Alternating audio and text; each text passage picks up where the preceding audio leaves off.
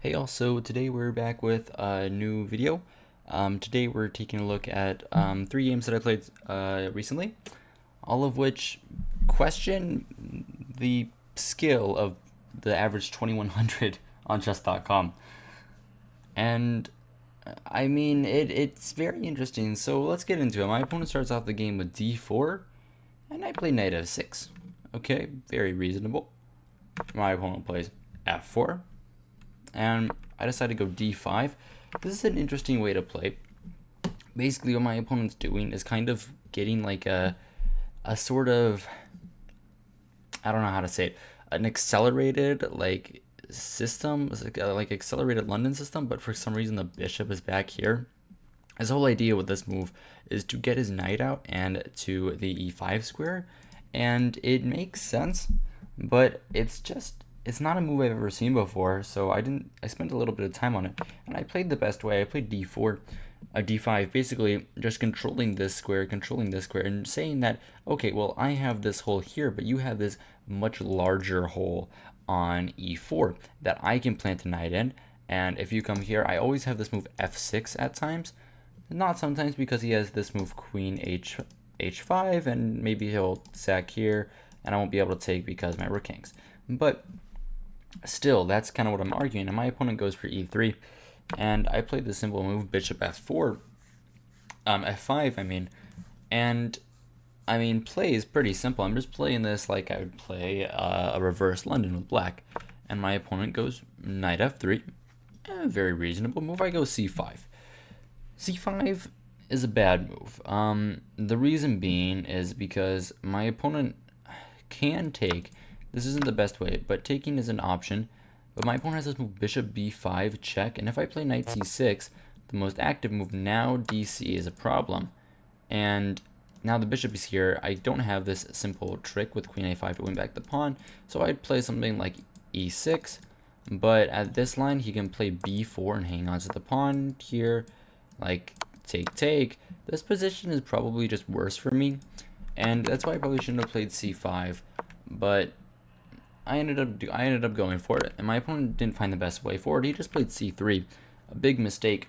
And I realized here, after I spent some time, of course, I realized that, okay, well, maybe c5 wasn't that good of a move. Maybe c5 was a kind of a bad move, and I need to defend that pawn. So I play e6. After a little bit of time, I have to defend this pawn. If I don't defend this pawn, then, I mean, my opponent can just take it. Like, let's say I play knight c6. dc is easily the best move here, and this is pretty rough. This is just a very interesting position where I'm down a pawn, but I have some central play, like I guess g6 is the best way to play, just giving up the c5 pawn. But this is hard to play. This is hard to play with black. Now, that doesn't happen. I go e6. My opponent goes queen a5. I go knight c6, of course. My opponent decides to go for this simple line with bishop e5, and well, I have to defend it, right? So very simple stuff. I go queen b6. As you can see, I've spent barely more than 30 seconds. This is all very simple stuff, and my opponent goes here, attacking the knight once again, and I have to defend it with rook c8, of course. There's nothing else. And my opponent castles. I play the move a6, so I thought, okay, well, I'm attacking the bishop, I'm forcing it to move. Probably has to take here. I'll recapture. I mean, the position is probably balanced. It's not. I'm completely winning. I didn't know that. I thought the position was equal-esque, but I had a slight bit of development. His king is kind of weak. I have this nice square for my knight, and this knight, it's okay. So I thought I was doing decently here, maybe minus 0.5 at the most. But my opponent instead, this is a funny thing. I was pre-moving this move a little bit, and then I realized, wait, he can take with the knight. And I knew that the knight would lose because after knight takes, I just take on b6. I mean, I take on b5, and I attack the queen, attack the knight, I win the game.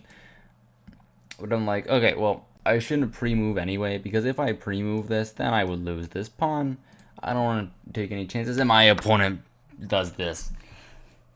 And after this move, my opponent simply resigns because they're lost. And I was confused about this game because my opponent isn't bad. They're 2095. They know what they're doing. But obviously not, I guess. So, yeah, let's get into the next game where, again, my opponent does something really ridiculous. Now, here's game number 2. And you might recognize this guy, Securamente Non Mario. Um, he's actually been featured in a game. He was featured in the Queen Endgame game, where we ended up with a draw here. But now I get my revenge. And after I start my game with d4, d5, bishop f4, knight f6, e3, and my opponent goes for this quick c5. I go c3. Whenever they play c5, I like to play c3. Knight c6, knight d2, bishop f5, knight gf3, and my opponent goes e6. We're pretty much out of theory now, and I think here for a little bit. I play an inaccuracy. I play this move h3. Not the best move. It's not that good of a move. The reason why is because I was kind of scared of this knight move. I really shouldn't have been because I have this, and I knew I had this, but for some reason, I just didn't want that to happen. So I simply played the move h3. My opponent decided to mirror me with h6. Interesting. And I go knight in the middle, knight in the middle. Oh, another idea about h3 is that if my opponent didn't play h6 and my opponent played, let's just say something random, a6, I have this move knight h4 to win the bishop. That's another thing because the g4 square is now under wraps. After like this, I mean, takes. I'm slightly better, but it's still a game. So my opponent plays h6. I go knight e5. Very simple. Putting my knight in the center, like very normal stuff. My opponent probably shouldn't take. Like taking is probably bad. You always take with the pawn here. And after something like this, I can probably even just sack a pawn. I probably can go like e4. Yeah, I probably go like e4 here. Oh, g4. It's a nice engine line. But like even queen, like e2 probably. And I'll win the pawn back. I'm doing quite well for myself. This pawn is a big thorn here. He goes queen c7 to attack my pawn. I mean g4, bishop back. I can even go for this line. Oh, that's a nice line. But I don't know. That's why my opponent probably shouldn't take. My opponent instead goes for this very natural move, bishop d6, and I go knight df3. Again, very natural. If my opponent takes with the bishop, I mean, I'm probably still going to take with the pawn, but it's nice to get my knight in the center because now my knight actually aims at this square in some lines. So my opponent castles, and I play bishop d3, just developing my bishop. Everything's very normal, right? I'm keeping some tension. If my opponent takes, I'll take with the queen. I thought his bishop was his best piece, so I wanted to trade it off. My opponent puts his knight in the center. I just castle. There's nothing wrong with this. My opponent goes f6, and all hell breaks loose after I simply take, and knight here. And I'm just better. Yeah, I'm just better here. My computer obviously thinks I suck because of the loud fan. Nothing I can do about that. Sorry about that, guys. But I'm just better. I just have this amazing square for my knight. I'm attacking some pawns. I'm threatening his bishop. He has to give up his bishop here because if he moves his bishop, I get this fork, right? So that's what he does, and he resigns. Again, does this guy really deserve to be 2100? I don't know. This doesn't seem right. Most people at this level play a decent bit better than this garbage, hanging these forks, hanging what happened in the last game? Hanging a piece with this move. Like what is let me like yeah, like hanging a piece here. Like what even is this? What even is this garbage? Like I don't understand why these players are 2100, but I'm fine to keep farming them. I mean, we have another game, right? I assume you know the drill by now. My opponent goes d4 and I go knight f6. A normal opening. Bishop f4, d5. I always try to play for an Indian, a Nimzo Indian. I might switch to the Grunfeld at some point. g6 is very interesting. I want to learn some theory in this, but I don't know anything right now, and that's a very theory-heavy line. So I normally play d5 if they don't allow me to play Nimzo. Now, this move, I go bishop f5. This is my normal anti-London line. And I play this move c5. A bad move, actually. A bad move. I should have played e6 and then c5. But I'll tell you what my idea was. I was just gonna play c5.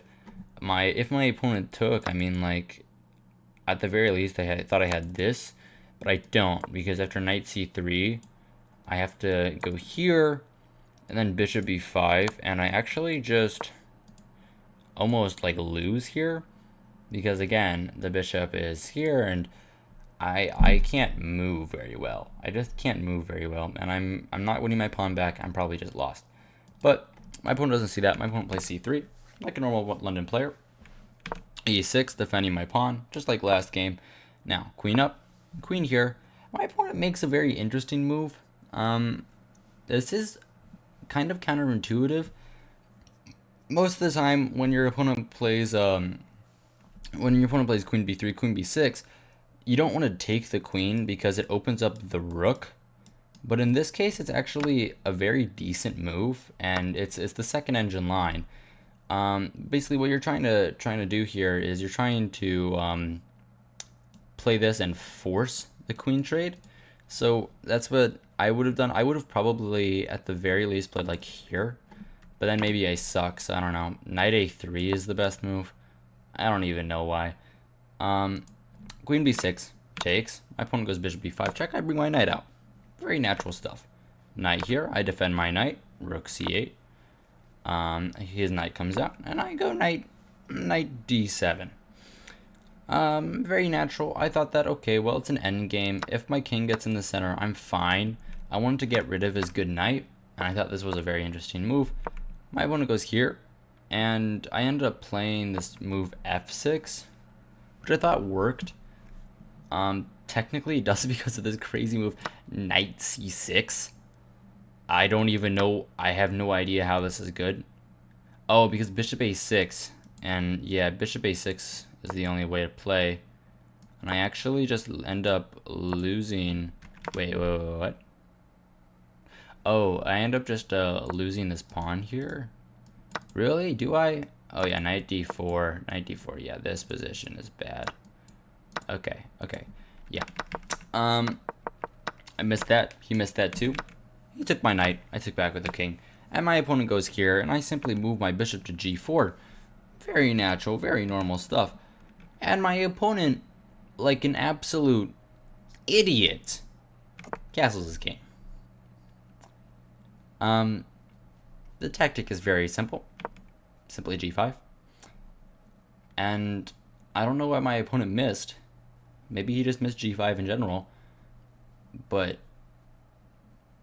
like, he plays h3, I go here, he resigns. I mean, what even is he doing? This is kind of pitiful, I think. I don't know why people are playing this bad. Maybe it's just me. Maybe I'm just someone that gives off some type of like aura that like makes people play bad. But I don't even understand. Like what is this? I would like people to play better. I